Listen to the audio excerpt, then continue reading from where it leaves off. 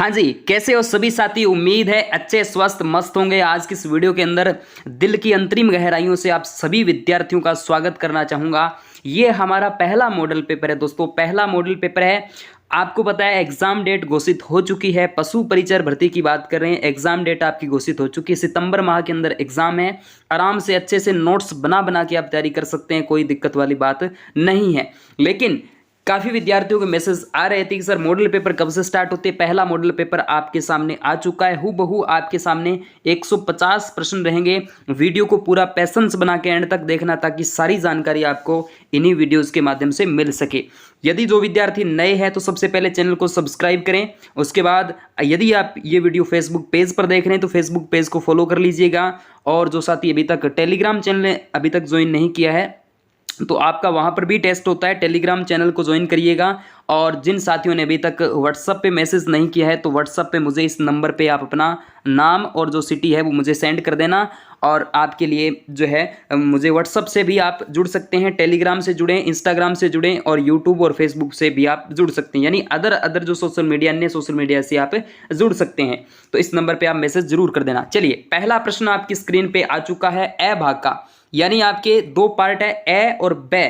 बे के अंदर आपसे जो पशुपालन का जो सब्जेक्ट बनता है उससे संबंधित होगा। ए जो पार्ट है उसके अंदर आपके मैथ भी आएगी, राजस्थान का जीके भी है, उसमें ही करंट है, उसके अंदर ही आपके लिए जनरल साइंस का भी मैटर दिया गया है।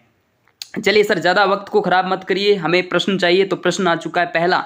वह राजपूत शासक कौन था जिसने अकबर की अधीनता स्वीकार नहीं की थी? अच्छा, नहीं की थी। और 5 ऑप्शन दोस्तों आपके सामने, क्योंकि अनुत्तरित जो प्रश्न है ये, इसको मैं बार बार नहीं बोलूंगा, ये ई नंबर पर ही आपको मिलेगा, ABCDE, ठीक है, ई नंबर पर मिलेगा। 4 ऑप्शन आपके सामने। ईमानदारी से आप जितने आपके सही होते हैं जरूर मुझे बता देना कमेंट बॉक्स के अंदर बाद में। लेकिन दोस्तों यहां पर पहला प्रश्न आपकी स्क्रीन पे, आंसर बताइए। राव उदय सिंह, राव मालदेव, राव चंद्रसेन या फिर राव जोधा? तो पहला प्रश्न यहां पे करेक्ट आंसर राव चंद्रसेन हो जाता है, यानी सी करेक्ट आंसर बिल्कुल हो जाता है। पहला राजपूत शासक जिसने अकबर की अधीनता स्वीकार नहीं की थी। चलिए अगले प्रश्न की ओर बढ़ते हैं। और अगला प्रश्न ये रहा आपकी स्क्रीन पे। भाषा भूषण यानी राजस्थानी जो साहित्य है यहां से और राजस्थानी जो कल्चर है यहां से ज्यादा वेटेज रहेगा। स्पेशली जो नोटिफिकेशन आपका उसके अंदर ऐसा लिखा हुआ है। भाषा भूषण ग्रंथ की रचना किसके द्वारा की जाती है? भाषा भूषण की जब भी हम बात करते हैं दोस्तों तो आपके लिए the correct answer Jaswant Singh Rathore आ जाता है, बिल्कुल करेक्ट आंसर, ठीक है। इसके द्वारा, इनके द्वारा रचना ये की जाती है। चलिए अगला प्रश्न आपकी स्क्रीन पे ये रहा। भारत में 5 वेधशालाओं का निर्माण करवाया गया। बिल्कुल ठीक बात है, 5 वेधशालाएं हैं, लेकिन यह निर्माण किसने करवाया था? थोड़ा सा इसको जूम आउट करना पड़ेगा। ये लीजिएगा, 5 वेधशालाओं का निर्माण किसने करवाया था? ईश्वरी सिंह, स्वाई मान सिंह, जय सिंह, बिशन सिंह। बताइए, इसके अंदर जो आपका करेक्ट आंसर है वो आपका सवाई जय सिंह ने 5 वेधशालाओं का निर्माण, एक जयपुर में भी है, दिल्ली में भी है, बनारस में भी है, ठीक है। इस तरीके से 5 वेधशालाएं। चलिए अगला प्रश्न। मेव किसान आंदोलन का नेतृत्व किसने किया था? मेव किसान आंदोलन का नेतृत्व जो है वो किसके द्वारा किया जाता है? पहला ऑप्शन जाकिर हुसैन है। इसके बाद दूसरा मोहम्मद अली आ जाता है। तीसरे की बात करें दोस्तों डॉक्टर लिकायत अली है। और इसके अलावा रहमत अली है। तो चौथा जो आपके लिए आ जाता है मोहम्मद अली नाम, यहाँ पे करेक्ट आंसर हो जाएगा। चौथे का B is the correct answer. चलिए अगला प्रश्न। राजस्थान के प्रथम व्यक्ति कौन है जिन्होंने सामंतशाही के खिलाफ जो है आवाज उठाई थी? ऐसा प्रश्न आपसे पूछा जा सकता है एग्जाम्स के अंदर। और यहाँ पे जो करेक्ट आंसर आपके लिए रहेगा वो आपके आ जाता है डी, जय नारायण व्यास के द्वारा सामंतशाही जो है इनके द्वारा आवाज उठाई जाती है। चलिए अगला प्रश्न, और प्रश्न आपके लिए टॉप के हैं। वीडियो को पेशेंस बना के एंड तक देखना ताकि सारी जानकारी आपको मिले। चलिए पहला प्रश्न होने के बाद अगला प्रश्न, छठा प्रश्न आपके बीच में। किस शिलालेख में भीलों के सामाजिक जीवन पर प्रकाश डाला गया? भीलों के सामाजिक जीवन पर प्रकाश जो डालने वाला आ जाता है शिलालेख, और वो आपके लिए आ जाता है श्रृंगी ऋषि जो शिलालेख है। करेक्ट आंसर छठे का सी हो जाएगा। उसके बाद अगला प्रश्न, 1998 ईस्वी में राजस्थान के भीलवाड़ा जिले में कौन इनमें से किस स्थल की खुदाई की गई थी? किस स्थल की खुदाई की जाती है? तो दोस्तों लछूरा नाम का जो स्थल है उसमें खुदाई जो है वो की जाती है। भीलवाड़ा का ही है, याद रखिएगा। अगला प्रश्न आपके बीच में आ जाता है। किसके शासनकाल में चौहानों का स्वर्ण युग कहा जाता है? चौहानों का स्वर्ण युग किसके शासनकाल को कहा जाता है? करेक्ट आंसर आपका डी हो जाएगा। विग्रहराज चतुर्थ के काल को चौहानों का स्वर्ण काल माना जाता है। अगला प्रश्न, 1857 ईस्वी के स्वतंत्रता संग्राम में रोशन बेग किस राज्य के प्रमुख क्रांतिकारी थे?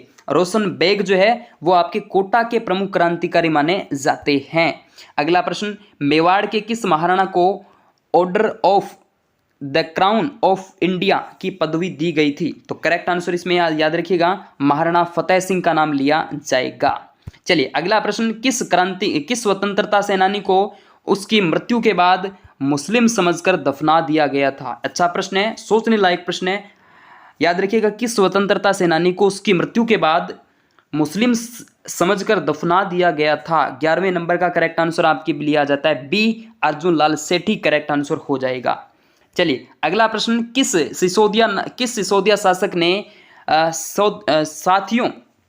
साथियों तथा प्रजा में सैनिक जीवन की अभिव्यक्ति के लिए विजय कटकाटू की उपाधि धारण की थी? विजय कटकाटू की उपाधि धारण करने वाला राज सिंह आ जाएगा, बिल्कुल। अगला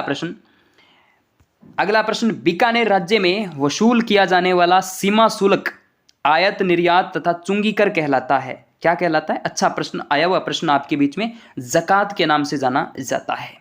अगला प्रश्न देखिएगा, सन 1942 में जब महात्मा गांधी ने आमरण अनशन किया तो उनके समर्थन में राजस्थान के किस स्वतंत्रता सेनानी 13 दिन तक उपवास किया था? किस स्वतंत्रता सेनानी ने किया था? तो शोभाराम का नाम यहां से लिया जाएगा, ठीक है। चलिए अगला प्रश्न आपके बीच में, घटियाला शिलालेख राजस्थान के किस जिले से प्राप्त हुआ? घटियाला जो शिलालेख है वो किस जिले से प्राप्त होता है? करेक्ट आंसर आपके सामने जोधपुर, बिल्कुल करेक्ट आंसर है ए नंबर, जोधपुर। अगला प्रश्न आपके बीच में आ जाएगा, अजीत सिंह द्वारा दुर्गादास को मारवाड़ से निष्कासित कर देने पर उसने कहाँ सेवा प्रारंभ की थी? तो कहाँ पर सेवा प्रारंभ करता है? अमर सिंह द्वितीय के पास, ठीक है, अमर सिंह द्वितीय के पास में। अगला प्रश्न देखिएगा, 750 से लेकर 1000 ईस्वी के दौरान राजस्थान और अधिकांश उत्तरी भारत पर निम्नलिखित में से किसने शासन किया था? 17 नंबर का डी करेक्ट आंसर, प्रतिहारों ने शासन किया था, बिल्कुल इजी प्रश्न है ये तो। उसके बाद राजस्थान किस स्थान से उत्खनन से यह ज्ञात हुआ कि सेंधो लिपि बाईं से बाईं और लिखी जाती है?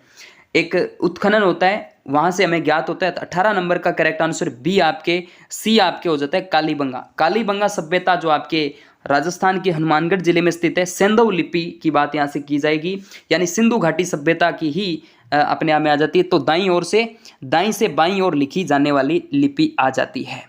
उसके बाद 15 अगस्त 1947 ईस्वी को जब भारत आज़ाद हुआ, उस समय राजस्थान की कौन कौन सी रियासतों के नरेश ने स्वतंत्र होने की घोषणा की थी?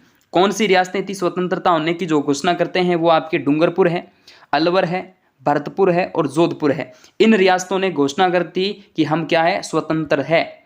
उसके बाद अगले प्रश्न, किस चाहमान यानी चौहान शासक ने 12वीं शताब्दी यानी ईस्वी में बिसलपुर की स्थापना की थी? बिसलपुर की स्थापना करने वाले जो आ जाते हैं वो आपके कौन हैं दोस्तों? विग्रहराज चतुर्थ का नाम लिया जाएगा।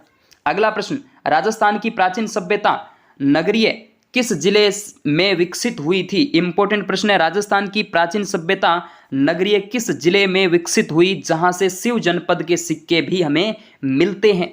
तो शिव जनपद के जो सिक्के मिलते हैं हमें चित्तौड़गढ़ से मिलते। इंपॉर्टेंट प्रश्न आपके बीच में आ जाता है। उदा ने अपने पिता महाराणा कुंभा की हत्या किस दुर्ग के अंदर की थी? इंपॉर्टेंट प्रश्न है, छपने लायक वाला प्रश्न है ये आपके बीच में। कटारगढ़ दुर्ग की बात यहां से कर ली जाती है, कुंभलगढ़ दुर्ग में ही है, राजसमंद जिले में।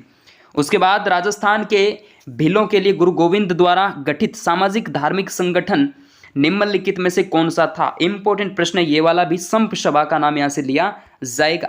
अगला प्रश्न आपके बीच में नंबर 24वां, चुन्नीलाल और अमृतलाल पाठक का संबंध किस प्रजामंडल आंदोलन से जुड़ा हुआ है? चुन्नीलाल और अमृतलाल पाठक का किस प्रजामंडल आंदोलन से संबंध है? तो करेक्ट आंसर आपके लिए 24 का बी हो जाता है, प्रतापगढ़ प्रजामंडल, बिल्कुल करेक्ट आंसर हो जाएगा।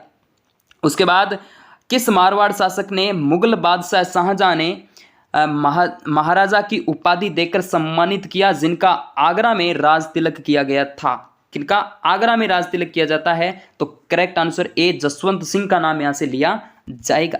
अगला प्रश्न, विणवेश्वर मेले का आयोजन किस दिन किया जाता है? इंपॉर्टेंट प्रश्न है ये। माघ पूर्णिमा को, कार्तिक पूर्णिमा, वैशाख पूर्णिमा, तो बिल्कुल आपका करेक्ट आंसर माघ पूर्णिमा। सोम माही जाखम के त्रिवेणी संगम पर। डेल्टा की मल्लिका इस मेले को कहते हैं मर्त आत्मा का मुक्ति स्थल भी कहा जाता है। एकमात्र शिवलिंग जहां पर खंडित रूप से इसकी पूजा की जाती है। संगीत का संक्षिप्त व्याकरण किसे कहा जाता है? संगीत का संक्षिप्त जो व्याकरण है वो किसे कहा जाएगा दोस्तों? तो यहाँ 27 नंबर का राग रत्नाकर का नाम लिया जाएगा। उसके बाद, किस वाद्य यंत्र की आकृति चिलम के आकार की होती है? किस वाद्य यंत्र की आकृति चिलम के आकार जैसी होती है? तो 28 का डी बिल्कुल करेक्ट आंसर है। शहनाई की आकृति जो है वो चिलम के ही समान हमें प्रतीत होती है। अगला प्रश्न, फाल्गुन के महीने में नई फसल के आने के उपलक्ष्य में किए जाने वाले नृत्य का नाम बता दीजिएगा। फाल्गुन माह में शेखावाटी क्षेत्र में मुख्य रूप से हम देखते हैं कि नई फसल जब भी आती है तो उस दौरान एक नृत्य किया जाता है। 29 नंबर का करेक्ट आंसर सी, बम नृत्य। यहाँ पे अच्छा प्रश्न है, बम नृत्य किया जाता है। ठीक है के, चलिए अगला प्रश्न आपके बीच में आ जाता है। शेखावाटी ख्याल के प्रवर्तक कौन है? शेखावाटी ख्याल के प्रवर्तक कौन माने जाते हैं? तो यहाँ पे नानूराम का नाम लिया जाएगा। उसके बाद बात करते हैं, किस लोक देवता को प्रसन्न करने के लिए भैंसे की बलि दी जाती है? ये वाला भी इंपॉर्टेंट प्रश्न है। भैंसे की बलि दी जाती है मामा देव जी को खुश करने के लिए पाड्य या भैंसे की बलि दी जाती है। इनका कोई मंदिर नहीं होता है, तोरण की ही पूजा की जाएगी। अगला प्रश्न, खंडित शिवलिंग की पूजा कहाँ की जाती है? मैंने बताया ना, बणवेश्वर धाम डूंगरपुर के अंदर। तो 32 का करेक्ट आंसर सी हो जाएगा।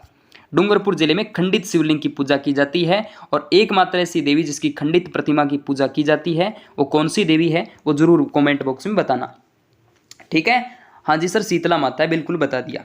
चलिए अगला प्रश्न हमने, चुंगी क्या है, घुग्गी क्या है? इंपॉर्टेंट प्रश्न है ये भी। घुग्गी क्या है? एक वस्त्र होता है, घुग्गी महिलाएं धारण करने वाली आ जाती है। डामोर जनजाति के मुखिया को क्या कहा जाता है? डामोर जनजाति जो है उसके मुखिया को हम क्या कहते हैं? तो यहाँ पर 34 नंबर का ए, मुखी कहते हैं, बिल्कुल मुखी कहते हैं। ये आया हुआ प्रश्न है, ये आया था CET के अंदर आया था मेरे अंदाजे से। उसके बाद बात करते हैं, कुछ कुल देवियाँ हमें दे रखी है, इनका हमें मिलान करना है। तो यहाँ देखिएगा, मिलान करने के लिए आपको इस तरीके से आना पड़ेगा। सुमेलित करना है तो यहाँ से देखेंगे हम, आदिवासियों की कुलदेवी है कंठेश्वरी माता, यानी ए का 3 होगा। तो ए का 3 तो सी तो बिल्कुल ही नहीं होगा। चलिए उसके बाद चारणों की कुलदेवी करणी माता है, यहाँ पर भी ठीक है, यानी बी का चौथा होगा। तो बी का चौथा यानी अच्छा ठीक है, ये भी नहीं होगा। उसके बाद सिरवी जाति की कुलदेवी आई माता है, यानी सी का पहला होगा। तो सी का पहला होगा तो इसका अंदर ए हो जाएगा, बिल्कुल करेक्ट आंसर ए आप मिलान कर लेना चाहिए। ठीक है, और चौहानों की कुलदेवी आपके जीर्ण माता आ जाती है। वैसे आराध्य देवी है, थोड़ा सा इसको डाउट में रखो तो रख लेना, लेकिन इसका आंसर जो है ए है। चौहानों की कुलदेवी आराध्य देवी है जीर्ण माता, आशापुरा माता चौहानों की कुलदेवी मानी जाएगी। चलिए अगला प्रश्न आपके बीच में, चित्तौड़ दुर्ग के विजय स्तंभ का निर्माण महाराणा कुंभा ने करवाया, लेकिन यहाँ स्थित कीर्ति स्तंभ जो 7 मंजिला एक भव्य कला का प्रतीक है, किसने बनवाया? इंपॉर्टेंट प्रश्न है, ये भी आपके लिए आ जाता है।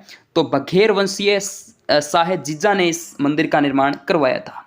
उसके बाद अगला प्रश्न, जयपुर के राजा ईश्वरी सिंह के समय का वह चित्रकार जिसने आदमकद चित्र बनाकर चित्रकला की एक नई परंपरा डाल दी थी, तो यहाँ आपका है साहिब राम। कौन सा? साहिब राम। उसके बाद राजस्थानी स्त्रियों का वह सर्वप्रिय त्योहार जिसमें विवाह के पश्चात पियर से मनाने की परंपरा है। राजस्थान में यह प्रथा है कि विवाह के पश्चात पहले श्रावण में सास और बहू को कभी एक साथ नहीं रहना चाहिए। वह त्योहार कौन सा है? तो वह दोस्तों कौन सा आ जाता है? आपके 38 नंबर का करेक्ट आंसर ए हो जाता है, तीज का त्योहार। ठीक है, तीज। इसके बाद तीज के लिए वैसे एक है, तीज त्योहारा बावड़ी ले डूबी गणगौर। इसके बाद किस समारोह में किसी देवता या देवी के सामने छोटे बच्चे के बाल पहली बार काटे जाते हैं? तो पहली बार जो है जडूला उसका आ जाता है। उसका संस्कार का नाम क्या है? जडूला मुंडन, जडूला लटरिया संस्कार इसको बोल दिया जाता है। पहली बार जो है छोटे बच्चे के बाल जो 1 या 3 वर्ष की आयु में काट दिए जाते हैं। सुरलिया एक आभूषण है जिसे पहना जाता है। सुरलिया आभूषण जो है दोस्तों वो आपके कान के अंदर ही पहना जाएगा, बिल्कुल सुरलिया कान के अंदर, बाड़ी कान के अंदर, बारी नाक के अंदर है। राजस्थान की वह बोली जिसमें ग्रीष्म महोदय ने भिल्ली बोली कहा है, जिसमें च और छ का उच्चारण स के साथ किया जाएगा तथा था के स्थान पर हतो का प्रयोग किया जाएगा। इस प्रश्न को ध्यान से पढ़ना और सुनना। तो करेक्ट आंसर इसका क्या हो जाता है, तो यानी ग्रीष्म ने भिल्ली बोली का है तो भिल्ली बागड़ी बोली आ जाती है। बागड़ क्षेत्र डूंगरपुर बांसवाड़ा का जो क्षेत्र है उसकी बात कर रहे हैं। उसके बाद पार्श्वनाथ जैन मंदिर में 23वें तीर्थंकर और प्रथम ऐतिहासिक तीर्थंकर के रूप में जाने जाते हैं। उनका पिल्ले पत्थर से निर्मित चिंतामणि पार्श्वनाथ का मंदिर राजस्थान में कहाँ स्थित है, तो इंपॉर्टेंट प्रश्न है ये भी। लोद्रवा जैसलमेर की बात यहाँ से कर ली जाएगी। ठीक है, अगला प्रश्न हम बात करें तो पुष्कर मेला राजस्थान का रंगीन मेला है एवं अंतर्राष्ट्रीय प्रसिद्धि प्राप्त मेला है जिसमें सर्वाधिक विदेशी यात्री आते हैं। यह किस महीने में मनाया जाता है, तो ये भी अच्छा प्रश्न है। तो ये कार्तिक माह में कार्तिक पूर्णिमा को लगता है पुष्कर मेला, पुष्कर अजमेर में। अगला प्रश्न बात करें, किस व्यक्तित्व ने शहरियों की विचारधारा से प्रभावित होकर लिखा कि शहरियों को एक रोटी खिला दीजिए तो वह जीवन भर आपको याद रखेगा। ये राजस्थान इतिहास के पितामह कर्नल जेम्स टोड लिखते हैं ये वाली बात। तो उसके बाद चंग नृत्य किया जाता है। चंग नृत्य जो है वो कहाँ किया जाता है, क्षेत्र आपसे पूछा है। क्षेत्र विशेष की बात करें तो चंग नृत्य आपके शेखावाटी क्षेत्र में ही किया जाता है। अगला प्रश्न, राजस्थान में ताराभांत की ओढ़नी किस वर्ग की महिलाओं में प्रचलित है। ताराभांत की जो ओढ़नी है दोस्तों किस वर्ग की महिलाओं में प्रचलित मानी जाती है, तो ताराभांत की ओढ़नी आदिवासी महिलाओं में ये प्रचलित मानी जाएगी। अगला प्रश्न, राजस्थान की प्रसिद्ध ब्लू पोटरी की दस्तकारी का उद्भव जो है वो कहाँ से हुआ है, तो 47 का B correct answer Persia Iran की बात कर ली जाएगी। उसके बाद फतेहगंज गुंबद जो है दोस्तों वो कहाँ स्थित है, तो ये आपका करेक्ट आंसर हो जाता है ए अलवर के अंदर स्थित है।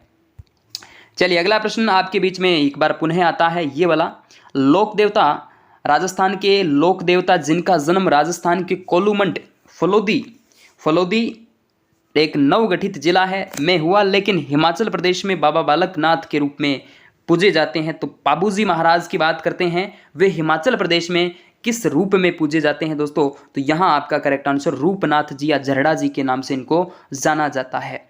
ठीक है, चलिए अगला प्रश्न आपके बीच में, इनके भतीजे पाबूजी महाराज के भतीजे ही माने जाते हैं।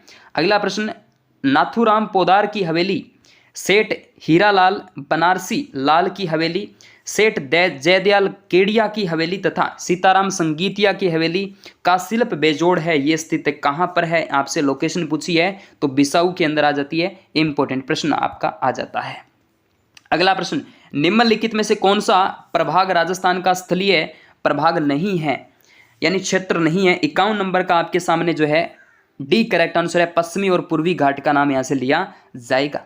मिट्टी में खारापन व क्षारीयता की समस्या का समाधान जो है वो किया जाता है, बिल्कुल ये तो इजी प्रश्न आपको सभी को आता है। जिप्सम का प्रयोग जो है खेतों के अंदर किया जाता है, मेन मुख्य है जो सेम समस्या है यहाँ पे देखने को मिल जाती है। उसके बाद बात करते हैं राजस्थान में शीतकाल में होने वाली वर्षा जो कि मावठ कहलाती है किन कारणों से होती है, ये भी अच्छा प्रश्न है दोस्तों, आने लायक छपने लायक प्रश्न है। पश्चिमी विक्षोभ के कारण होती है। उसके बाद राजस्थान की बात करते हैं, स्थानांतरित कृषि को राजस्थान में किस नाम से जाना जाता है, स्थानांतरित कृषि को राजस्थान में वालरा के नाम से जाना जाता है। उसके बाद राजस्थान भारत का सबसे बड़ा उत्पादक है, किसका उत्पादक है, सीसा और जस्ता का उत्पादक माना जाएगा। उसके बाद 2011 की जनगणना के अनुसार राजस्थान में ग्रामीण जनसंख्या का प्रतिशत लगभग कितना है, ग्रामीण प्रतिशत की बात करें 2000 अकॉर्डिंग टू पॉपुलेशन सन 2011 की बात करते हैं दोस्तों, तो सी यहाँ पे करेक्ट आंसर 75.10% रहेगा। उसके बाद बात करते हैं अगले हमारे प्रश्न पर, NTPC अता एक प्राकृतिक गैस यानी अंता की बात करें 12 में गैस चालित एक विद्युत स्टेशन है, राजस्थान के निम्नलिखित में से 12 जिले के अंदर आ जाएगा। 12 अंता यहाँ पर एक देवी है, सोरसन 12 में माता ब्रह्मणी, ठीक है, पीठ की पूजा यहाँ पर भी इनकी की जाती है। अगला प्रश्न, राजस्थान में सर्वाधिक महिला साक्षरता किस जिले में पाई जाए, सर्वाधिक महिला साक्षरता आपसे पूछी है, सबसे अधिक जो पढ़ने वाली है वो कोटा में है महिलाएं।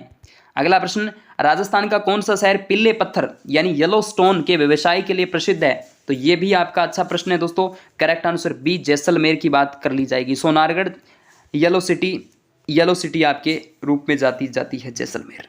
उसके बाद निम्नलिखित प्रजनकों में से कौन एविका कवच बीमा योजना के अंतर्गत बीमाकृत है, तो ये इसमें आप भेड़ करेक्ट आंसर करेंगे, मेष प्रजनक की बात करेंगे, भेड़ की बात कर ली जाएगी। उसके बाद अगला प्रश्न 61वां नंबर पर, राजस्थान में कम वर्षा होने का निम्न में से कौन सा कारण है? कम वर्षा राजस्थान में होती है, लेकिन क्यों होती है? तो यहाँ देखिएगा, अरब सागरीय मानसूनी हवाओं के समांतर अरावली पर्वतमाला का होना, ठीक बात है। दूसरा देखिएगा, बंगाल की खाड़ी का मानसून आते आते लगभग सूख जाता, हाँ भी ये भी सही बात है।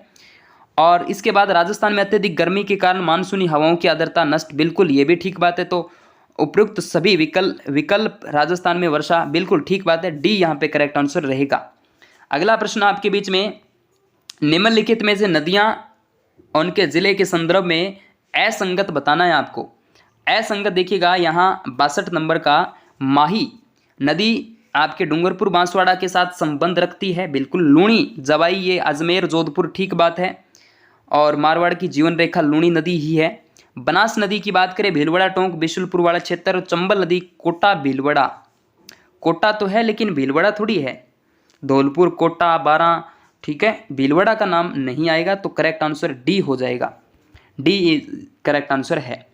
निम्न में से राजस्थान का कौन सा भौतिक विभाग गोडावाड़ा लैंड का हिस्सा है? गोडवाना लैंड का हिस्सा माना जाता है। 63 नंबर का यहाँ पे मध्यवर्ती अरावली पर्वतीय प्रदेश का नाम लिया जाएगा। अगला प्रश्न 64 नंबर की बात करें तो यहाँ पर निम्नलिखित में से पश्चिमी राजस्थान में सिंचाई हेतु किस नहर परियोजना का विकास किया गया है? तो यहाँ देखिएगा 64 की बात करें तो इंदिरा गांधी नहर परियोजना, यानी पश्चिमी राजस्थान में सिंचाई हेतु एक नहर बनाएगी जिसका नाम इंदिरा गांधी नहर आ जाता है, जो कि आपके बालोतरा बाड़मेर तक जाएगी। उसके बाद निम्नलिखित में से कौन सा कार्य वन्य जीव एवं जैव विविधता संरक्षण में बाधक है? तो 65 नंबर का ए करेक्ट आंसर वनोन्मूलन का कारण हो सकता है, यानी वनोन्मूलन आपको करना पड़ेगा। सरिस्का वन्यजीव अभयारण्य में कौन सी परियोजना क्रियान्वित की गई है? तो 66 नंबर का डी बाघ परियोजना, बिल्कुल इजी प्रश्न है, आने लायक प्रश्न है। महिंद्रा वर्ल्ड सिटी जयपुर को महिंद्रा समूह में और यहाँ पे RISCO के बीच PPP यानी पब्लिक प्राइवेट पार्टनरशिप के माध्यम से विकसित किया जाएगा, तो ए बिल्कुल करेक्ट आंसर हो जाएगा। नंबर 68, राजस्थान का अक्षांशीय और देशांतरीय विस्तार क्रमशः 23 डिग्री 3 मिनट उत्तरी अक्षांश से लेकर 30 डिग्री 12 मिनट उत्तरी अक्षांश से लेकर, अब बात करते हैं इनके पूर्वी देशांतर की, 69 डिग्री 3 मिनट से लेकर 78 डिग्री 17 मिनट तक देशांतर के मध्य है। राजस्थान का मानक समय किस देशांतर रेखा को माना जाता है? तो यहाँ 82 डिग्री पूर्वी देशांतर रेखा को माना जाएगा, तो ए बिल्कुल करेक्ट आंसर हो जाएगा। उसके बाद वह नदी जो मध्य प्रदेश से निकलती है और राजस्थान के दक्षिणी भाग से प्रवेश करके पश्चिम में प्रवाहित होकर पुनः दक्षिण में मुड़ जाती है, तो यहाँ ये जो करेक्ट आंसर है आपके माही नदी आ जाती है। माही नदी आदिवासियों की गंगा, याद रखिएगा, आदिवासियों की जीवन रेखा है। इसके बाद राजस्थान में पाया जाने वाला निम्नलिखित में से कौन सा खनिज भारत में इस खनिज के उत्पादन में पूरे 100% का योगदान करता है? जी बिल्कुल करता है, तो वोलेस्टोनाइट, ये प्रश्न पूछा गया था, वोलेस्टोनाइट का उत्पादन 100% राजस्थान में ही होता है। उसके बाद 2011 की जनगणना के अनुसार संग्रम जनसंख्या के प्रतिशत के हिसाब से राजस्थान में हिंदुओं और मुसलमानों के बाद सबसे बड़ा समुदाय कौन सा है? हिंदू और मुसलमानों के बाद जो सबसे बड़ा समुदाय माना जाएगा तो वो सिखों का आ जाता है, ठीक है, सिख समुदाय माना जाएगा, ठीक है। इसके बाद हम बात करते हैं अगले हमारे प्रश्न पर, और ये रहा अगला हमारा प्रश्न, किस वर्ष में सूरतगढ़ तापीय विद्युत केंद्र थर्मल पावर प्लांट की पहली इकाई में अपना वाणिज्यिक संचालन ऑपरेशन प्रारंभ किया था? 72 नंबर का करेक्ट आंसर आपके सामने फरवरी 1999 की चर्चा यहाँ से कर ली जाएगी। अगला प्रश्न, नक्की झील के पश्चिमी तट के ऊपर पर्वत पर एक ऐसा विशाल शिलाखंड है जिसकी आकृति मेंढक जैसी है, यह कहलाती है, क्या कहलाती है? सी इज द करेक्ट आंसर, यानी टोड रॉक के नाम से जानी जाती है। इंपॉर्टेंट प्रश्न है। उसके बाद 2011 की जनगणना के अनुसार राजस्थान के बारे में निम्नलिखित कथन की बात करनी है आपको, और जो सही है, अनुसूचित जनजाति जनसंख्या कुल जनसंख्या का 13.5% है, ये ठीक बात है, बिल्कुल करेक्ट आंसर ए ही हो जाएगा। अगला प्रश्न, राजस्थान के निम्नलिखित जिलों में से राजस्थान में खाद्य की टोकरी, इंपॉर्टेंट प्रश्न है दोस्तों, खाद्य की टोकरी सर्वाधिक अन्न का भंडार करने वाला जिला गंगानगर है, सबसे उत्तरी जिला गंगानगर है, तो बिल्कुल करेक्ट आंसर बी हो जाएगा। अगला प्रश्न, राज्य की कार्यपालिका से संबंधित प्रावधान संविधान के किस भाग में हैं। थोड़ी पॉलिटी नहीं पूछी जाएगी, लेकिन राजस्थान अध्ययन के अंदर कुछ टॉपिक्स डाले हुए हैं, आ भी सकते हैं, तो हम इसमें भी भाग लेते हैं। भाग नंबर 4 जो है इसमें करेक्ट आंसर हो जाएगा। बाकी जो प्रश्न बचते हैं उन पर भी हम बात कर लेंगे दोस्तों। Okay, thank you.